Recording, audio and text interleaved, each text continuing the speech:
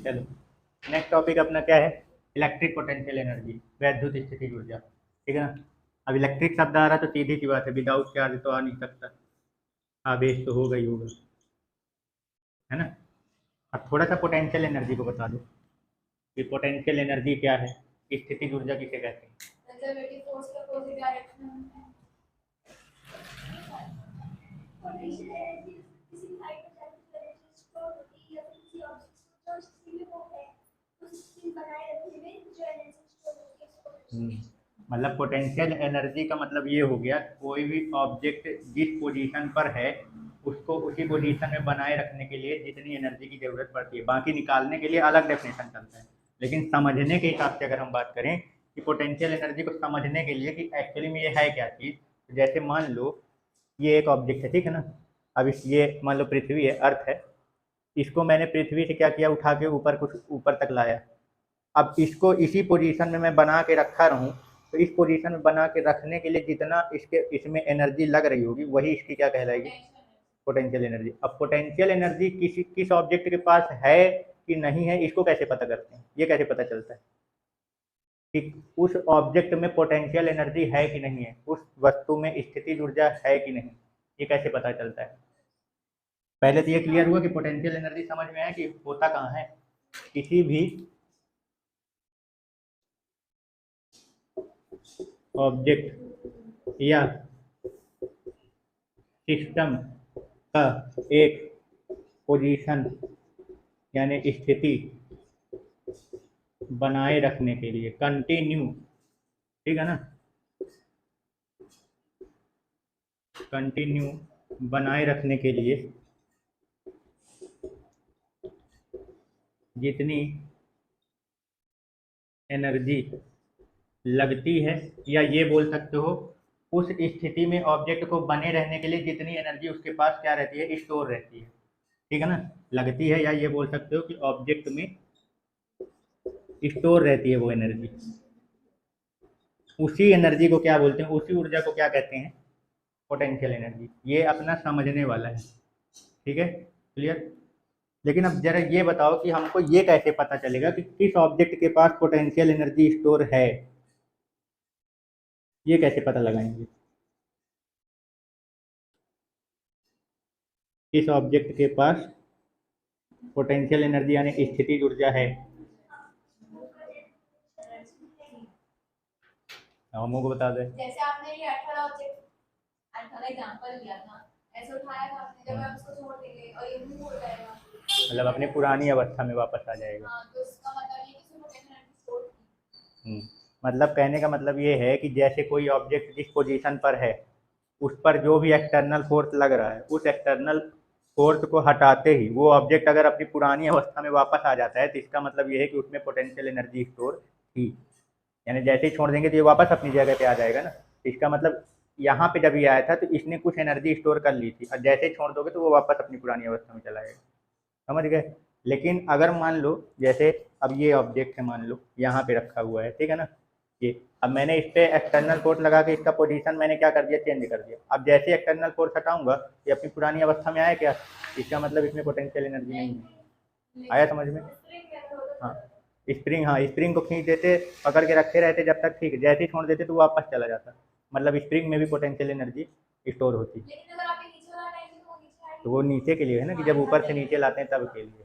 समझ में आया कि कैसे पता करते हैं? यानी कि एक्सटर्नल फोर्स हटाने पर उस ऑब्जेक्ट पर लगने वाला, ऑब्जेक्ट पर जो भी ऑब्जेक्ट है उस पर जो भी एक्सटर्नल फोर्स यानी जो बाह्य बल लग रहा है उसको जब हटाते हैं तो ऑब्जेक्ट जो है वो अपनी पुरानी स्टेट में आ जाता है।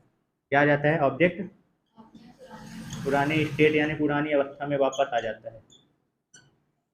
अगर आ जाता है तो इसका मतलब उसके पास पोटेंशियल एनर्जी, और अगर नहीं आता अपने पुराने स्टेट में मतलब उसके पास पोटेंशियल एनर्जी नहीं है, यानी स्थिति ऊर्जा उसके पास नहीं है।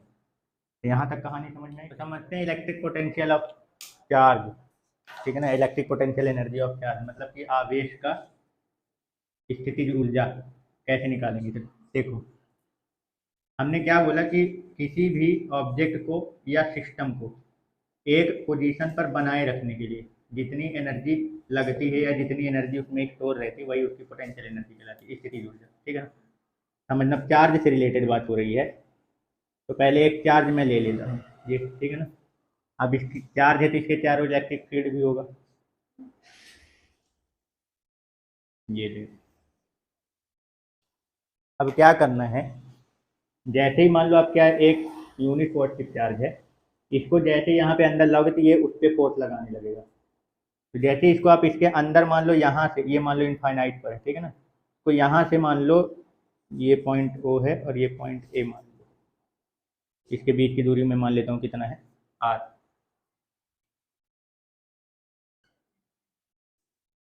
ठीक है ना। इनके बीच का डिस्टेंस क्या है, आर। अब उसको यहाँ से यहाँ तक में लाया, तो अब ये बताओ, ये मान लो ये पॉजिटिव चार्ज है, ठीक है ना। अब वो भी यूनिट, ये भी क्या है, यूनिट पॉजिटिव चार्ज, ये भी एकांक धनावेश है। इसको जैसे ही लाओगे ये उस चार्ज पर क्या लगाने लगेगा, रिपल्सन फोर्स, प्रतिकर्षण बल।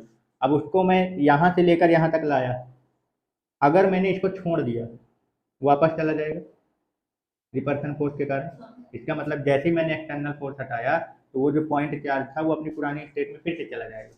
मतलब कि जो मैं यहाँ पे इसको ला के रखा था, जब उसको यहाँ से यहाँ तक लाया, अब इस पोजीशन में मुझे अगर इसको बनाए रखने के लिए जो एनर्जी अब यहाँ पे लगी होगी, स्टोर होगी, वही इस पूरे सिस्टम का क्या कहलाएगा, पोटेंशियल एनर्जी।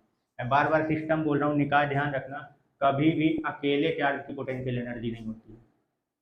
अकेले का कभी पोटेंशियल एनर्जी नहीं आएगा। पोटेंशियल एनर्जी किसी भी सिंगल ऑब्जेक्ट का होता ही नहीं, पूरे सिस्टम का होता है।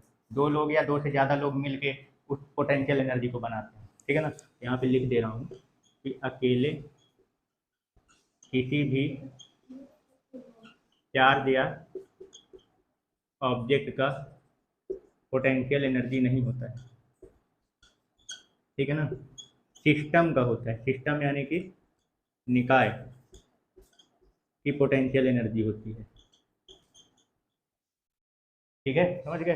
अब जैसे मान लो अगर इस अकेले इसकी बस बात करता, तो ये तो वैसे भी अपनी जगह पे रहा, यहीं पे रहा था। जब इसके पास कोई दूसरा चार्ज लाऊंगा तो उसकी पोजीशन को बनाए रखने के लिए हमें क्या करना पड़ेगा, कुछ ना कुछ एफर्ट लगाना पड़ेगा। और जब उसको जैसे ही आप इस पर लगने वाले, जैसे ही आपने इसको छोड़ा, तो ये अपने पुराने स्टेट में पहचानने का तरीका कि इसके पास पोटेंशियल एनर्जी है कि नहीं, यही तरीका था ना कि एक्सटर्नल फोर्स, जो भी आप उस पर एक्सटर्नल फोर्स लगा रहे हो वो हटा दो। तो अगर वो अपने पुराने स्टेट में वापस चला गया, मतलब कि वो जहाँ था वहाँ पे उसके पास पोटेंशियल एनर्जी थी। तो जैसे ही मैं इनफाइनाइट से इसको इस चार्ज के इलेक्ट्रिक फील्ड के पॉइंट ए तक लाया हूँ, तो यानी कि यहाँ पे यहाँ तक लाने में, अब यह इस पोजीशन को बनाए रखने के लिए जितनी इसके पास एनर्जी स्टोर होगी वही इसकी पोटेंशियल एनर्जी कहलाएगी। अब बात आती है कि कितनी एनर्जी इसके पास स्टोर है।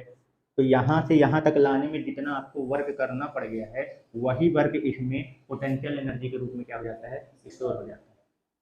आए बात समझ में। यानी कहने का मतलब ये है कि पोटेंशियल एनर्जी का डेफिनेशन क्या बनेगा, किसी भी यूनिट पॉजिटिव चार्ज को इलेक्ट्रिक फील्ड के अंदर, इनफाइनाइट से इलेक्ट्रिक फील्ड के अंदर किसी पॉइंट तक लाने में जितना वर्क करना पड़ता है, वही उस पूरे सिस्टम का, सिस्टम बोलना, अकेला चार्ज नहीं बोलना, तो दोनों चार्ज या पूरे सिस्टम का बोलो कि पूरे सिस्टम का क्या कहलाता है, पोटेंशियल एनर्जी।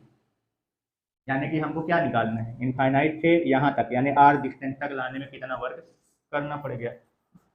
मान लेता हूँ इसका यहाँ से वहाँ तक का पोटेंशियल क्या है, इस पॉइंट चार्ज क्यू के कारण आर डिस्टेंस पर पोटेंशियल क्या है, भी है, ठीक है। तो भी इक्वल टू क्या होता है, डब्ल्यू अपॉन क्यू नॉट। तो हमको क्या निकालना है, वर्क निकालना है ना। जो वर्क होगा वही इसका क्या कहलाएगा, potential energy.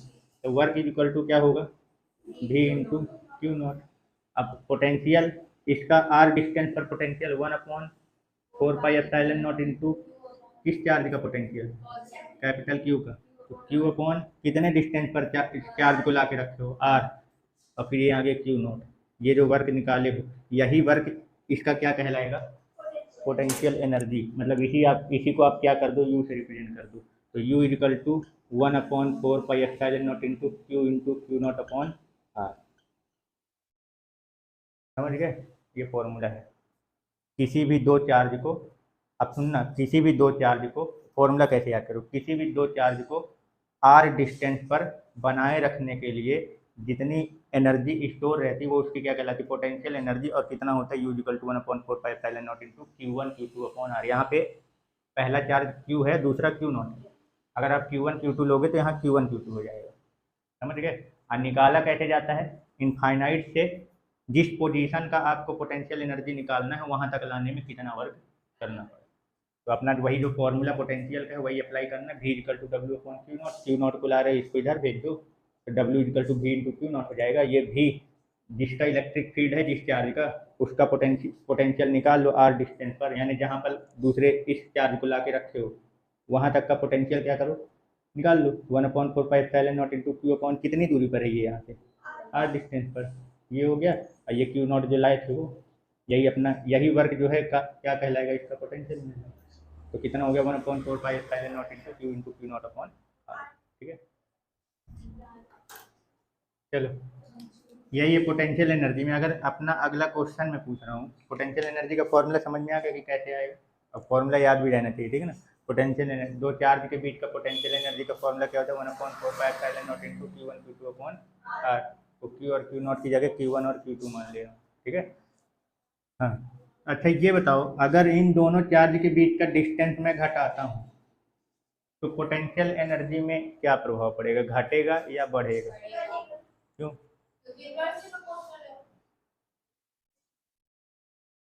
Potential energy distance की इनवर्सली प्रोपोर्शनल है, इसलिए वो तो फॉर्मूला वाला हो गया, और कोई दूसरा तरीके से बताओ। चार्ज के पास इलेक्ट्रिक फील्ड ज्यादा होता है, इसलिए पोटेंशियल ज्यादा होता है। तुम बताओ। क्या पूछे? अगर मैं इस चार्ज को और मतलब इस दोनों चार्ज के बीच का डिस्टेंस क्या करता हूँ, कम करता हूँ, तो पोटेंशियल एनर्जी घटेगा या बढ़ेगा? बढ़ेगा ना सर, पास आते हैं। क्यों बढ़ता है?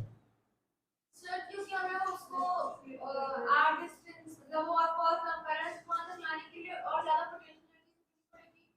पोटेंशियल एनर्जी देनी पड़ेगी, पोटेंशियल वर्क करना पड़ेगा। हाँ, पोटेंशियल एनर्जी ज्यादा स्टोर होगी। क्योंकि जो पोटेंशियल एनर्जी का जो फॉर्मूला है वो कहाँ से है, वर्क से आया है।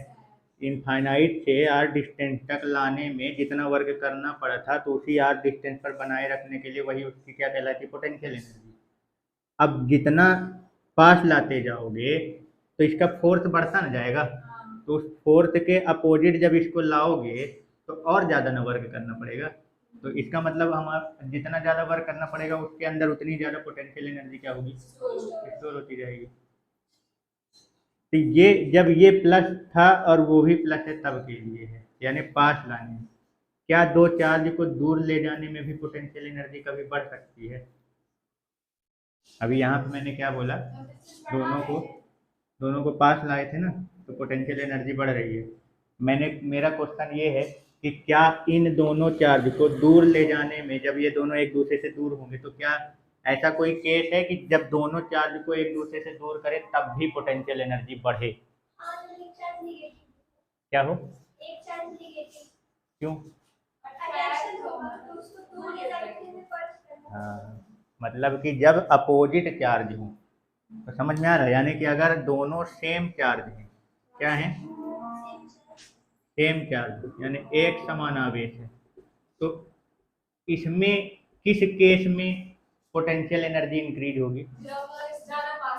पास लाने में, क्योंकि दोनों एक दूसरे को रिपर्स करेंगे, हमको रिपर्सन के अपोजिट उसको एक दूसरे के पास ले जाने में वर्क करना पड़ेगा। बाकी छोड़ दोगे तो रिपर्सन के कारण तो दूर अपने आप हो जाएंगे, तो वर्क कहाँ करना पड़ेगा, पास लाने में। सेम चार्ज में एक दूसरे को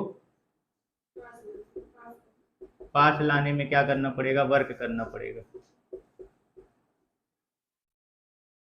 तो इस केस में पोटेंशियल एनर्जी क्या होगी, इंक्रीज होगी, यानी इलेक्ट्रिक पोटेंशियल एनर्जी क्या होगी, बढ़ेगी। लेकिन अगर अपोजिट चार्ज हुए तो